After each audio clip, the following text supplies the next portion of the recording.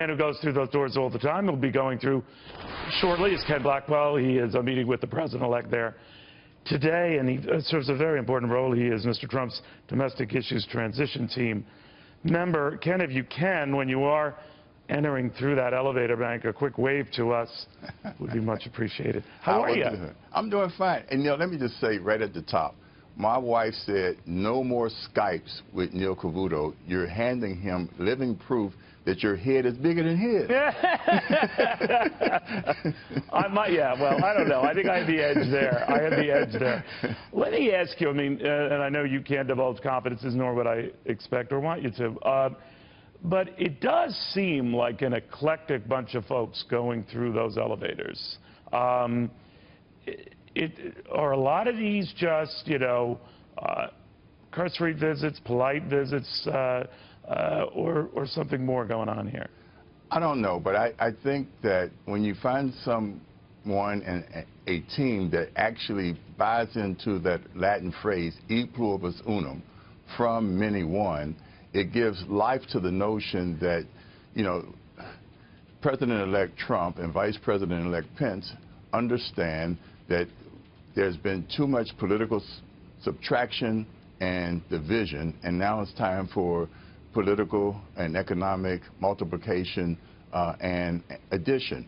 By the way, as you're speaking, sure enough, in the elevator bank, Jeb Hensarling, the congressman, rumored Treasury Secretary, is just leaving Trump Tower right now. But go ahead. I'm sorry. No, and the speculation is a fun part of this whole process. What I want to establish today is that we have been busily working since right before Labor Day, building a platform from which Team Trump can launch its first 100 days. And as I've said before, we took our cue from his Gettysburg address, where he, in fact, laid out the framework for how he was going to harness government and unleash the energy of a growing economy and putting Americans back to work again. So I've been crisscrossing the country, talking with coal miners and steel workers, small business owners, folks who love the Constitution, and we're basically saying we will keep the promise. The Team Trump will keep the promise of getting us growing again and respecting law and, the rule of law. All right. Ken, one of the things that comes up in this discussion is how the administration handles this transition with you folks. And, the president speaking in Germany a few minutes ago seemed to dismiss the notion that the election was a repudiation or souring on his policies, that he had nothing to do with this. What do you guys think of that when you hear that? Well, first, let me just say,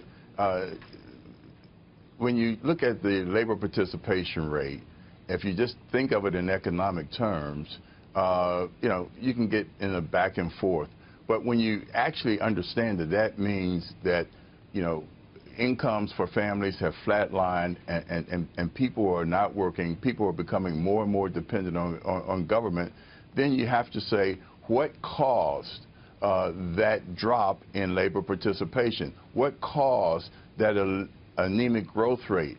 And so when you hear President-elect Trump talk about stimulating the economy through tax cuts, and you hear him talk about unleashing the power of small businesses by, in fact, deregulating, look, you have to begin to say this is a contrast. Elections have meaning, and what Donald Trump ran on this time was pure and simple. He was going to break up this embrace of the status quo, because the status quo is not good enough for America to go forward. So you're not buying what the president's saying? This has nothing to do with me. I'm not. It's not personal. Right. It is, in fact, the condition that our economy is not acceptable. All right. And you should know that as you and I were chatting here, a number of viewers have said, and it comes down to what Liza just wrote me, emailing, Mr. Blackwell need not worry about taking your big head throne. You are far and ahead. I thought that's a little mean, but that's just a quick snapshot of the viewers and what they're thinking. So nice try, pal.